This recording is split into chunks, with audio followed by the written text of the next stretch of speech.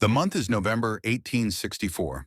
Restless and alert, William Tecumseh Sherman observes as the railroad depot lights up the remnants of the Atlanta cityscape. Sherman was assembling all the supplies he could in order to go to Savannah, which would split Georgia and the Confederacy in two. Following the successful conquest of the city in September, after an expensive siege, the Union troops had to leave Atlanta to help with this, depriving it of any military value. It was an extremely sad loss for the people of Atlanta. It was only the beginning for Sherman. The Union High Command was growing more and more desperate to put an end to the American Civil War as it began its fourth year. Prolonging the war was unpopular due to a stalemate between Generals Robert E. Lee and Ulysses S. Grant in Virginia, and the November elections were approaching. Against this backdrop, Brigadier General William Tecumseh Sherman's Atlanta campaign would unfold, culminating in the Battle of Jonesboro, where Confederate Lieutenant General John Bell Hood evacuated the city and destroyed railcars loaded with ammunition in his train after Confederate railway supply lines to Atlanta were severed. 2 months prior to the presidential election, on September 2nd, the Union began to occupy Atlanta, giving Abraham Lincoln a much-needed victory. The few surviving citizens were told to leave the city, and Major General Sherman, who had just been promoted, established his headquarters there. The dispersed Confederates gathered around Hood to disrupt supply routes to Atlanta and cause chaos in Tennessee in an attempt to deflect Union attention from Georgia. Following several unsuccessful attempts to apprehend the fugitive Hood and disagreements with his superiors regarding his next course of action, Sherman wrote to Lincoln and Grant outlining his plans and asking for approval to move forward.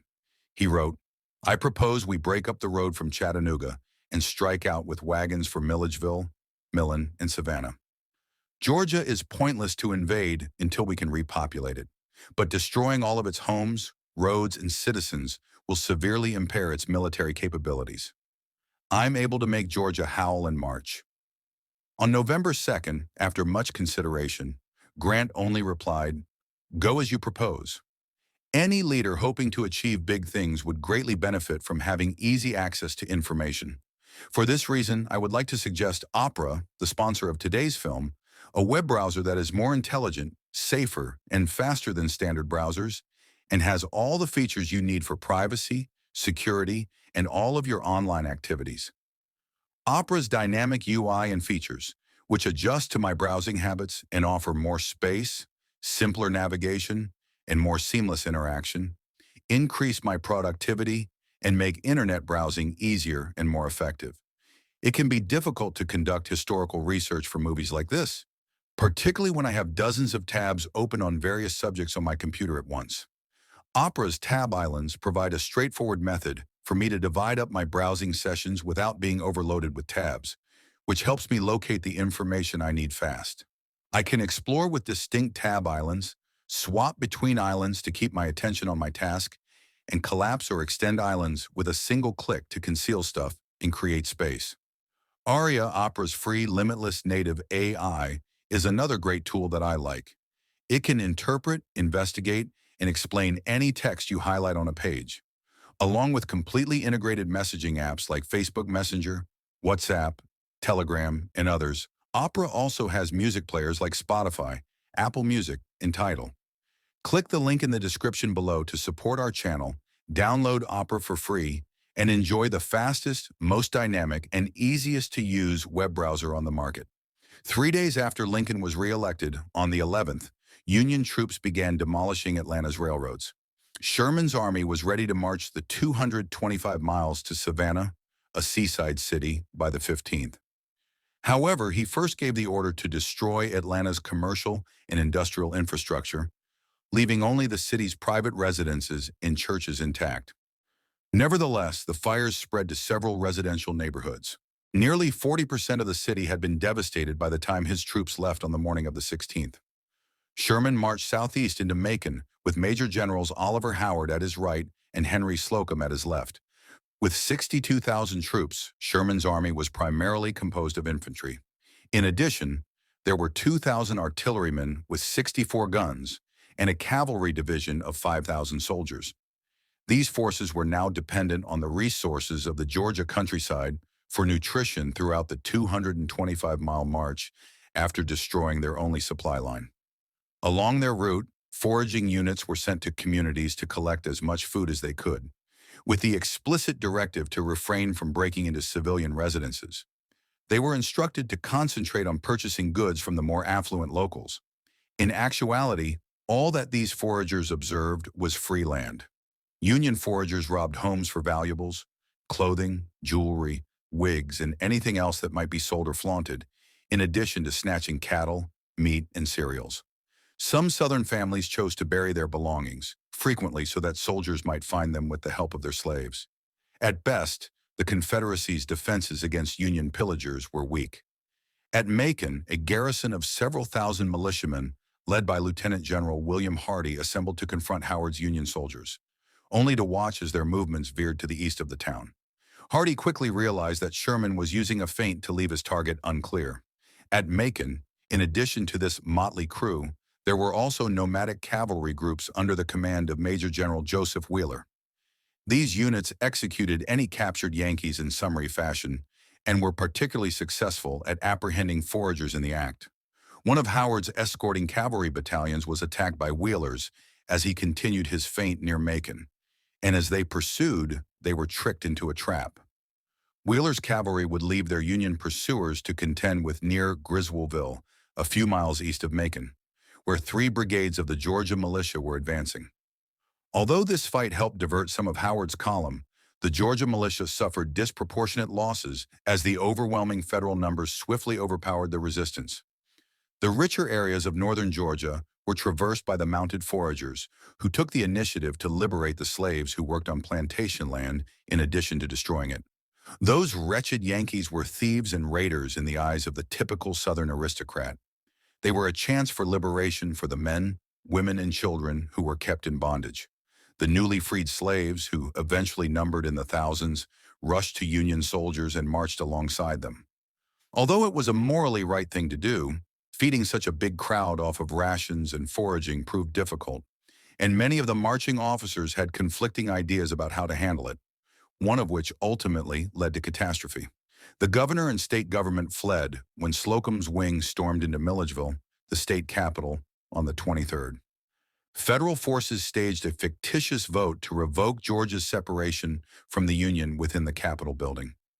Sherman made the decision to apply further federal pressure on the Confederacy after taking control of Georgia's political center without firing a shot. Federal troops were granted additional freedom to target any facility that could support the South, in addition to more time for foraging. Mills, cotton mills, and other manufacturing facilities were rammed, bombarded, or torched. With the exception of the slave quarters, former Governor Howell Cobbs's mansion and personal plantation were also set on fire. Additionally, federal forces carefully and gradually uprooted hundreds of miles of rail line, frequently with soldiers working in shifts, twisting lines into shapes that were frequently irreparable with crowbars. Joseph Wheeler's Confederate skirmishers were increasingly overwhelming Sherman's forces as the columns started to encroach on Savannah. Judson Kilpatrick, the leader of Sherman's cavalry, disengaged to pursue their base at Waynesboro because he was tired of the harassing. Wheeler was compelled to leave the town as Union cavalry breached defensive lines and blocked Confederate access to Augusta, significantly reducing his ability to halt Sherman's assault. As Union troops advanced into Georgia's low coastal plains, the landscape started to shift. As additional runaway slaves followed the army, the low elevations, abundance of marshes and swamplands, but lack of plunder and forage added to the burden. When Brigadier General Jefferson C. Davis, one of Sherman's subordinates, arrived at Ebenezer Creek, about 20 miles north of Savannah, on the evening of December 8th, Army engineers had already built a pontoon bridge to provide safe passage.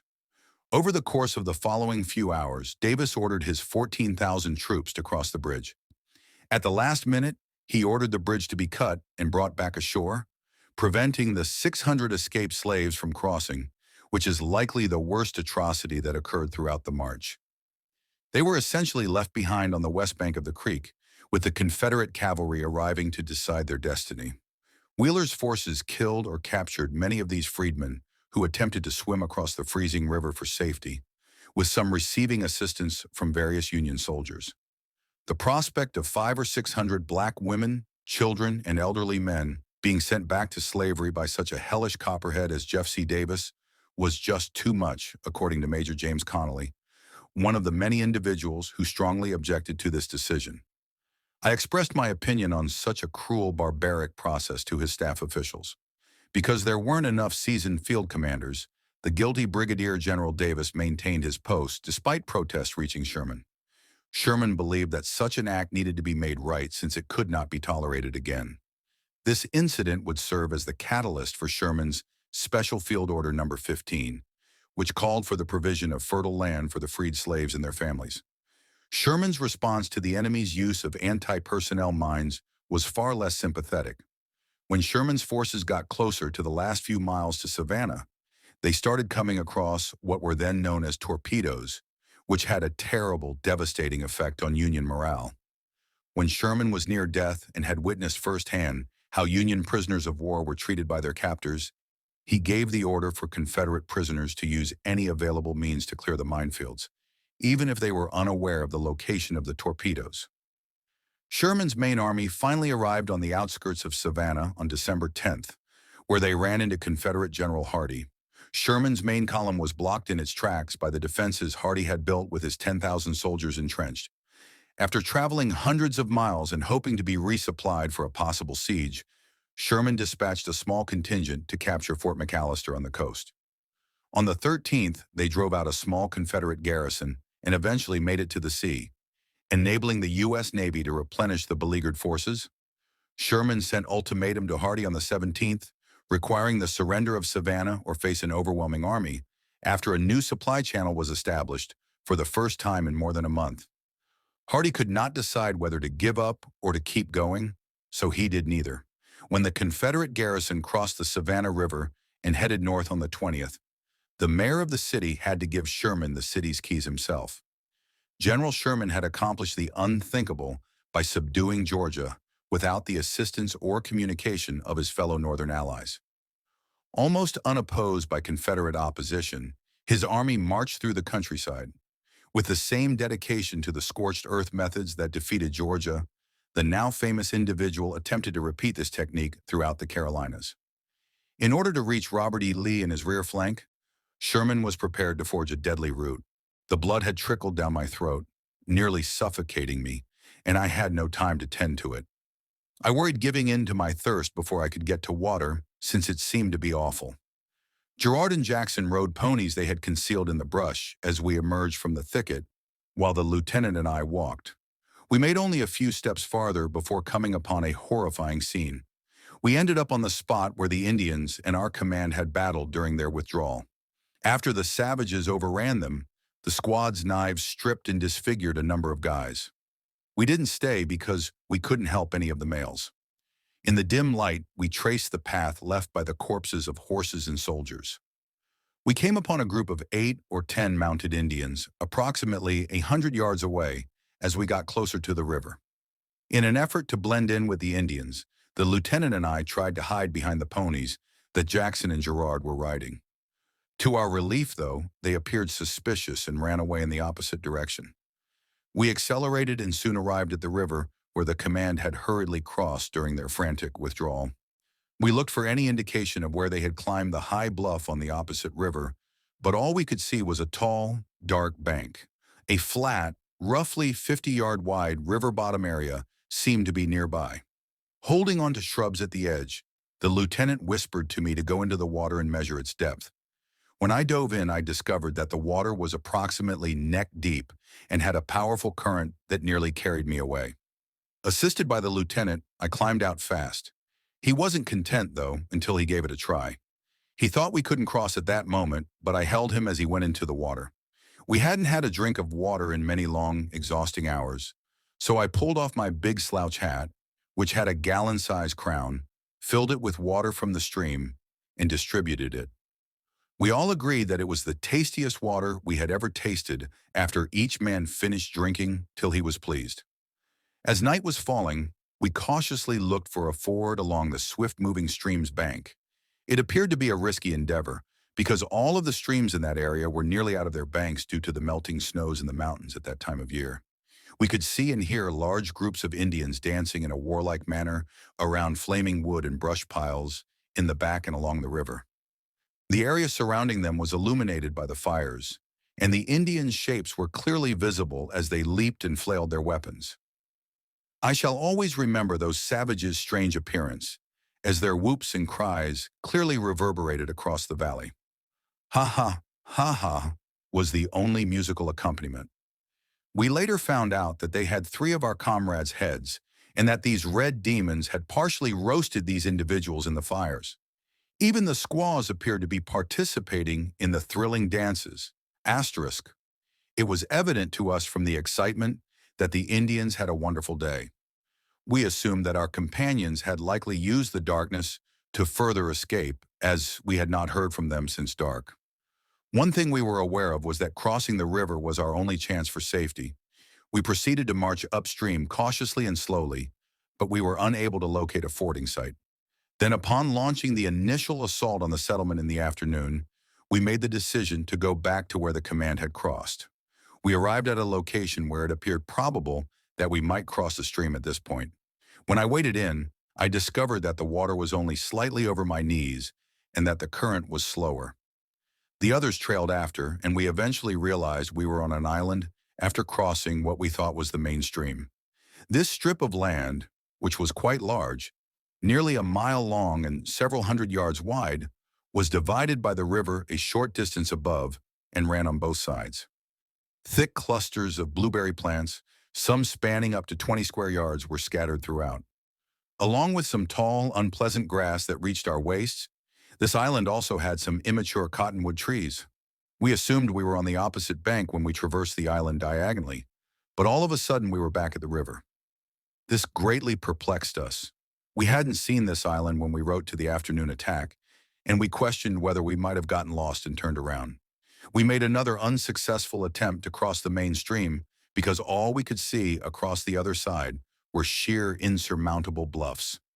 When we approached one of these dense clusters of blueberry plants while being cautiously moving about, a terrified voice abruptly called out to us.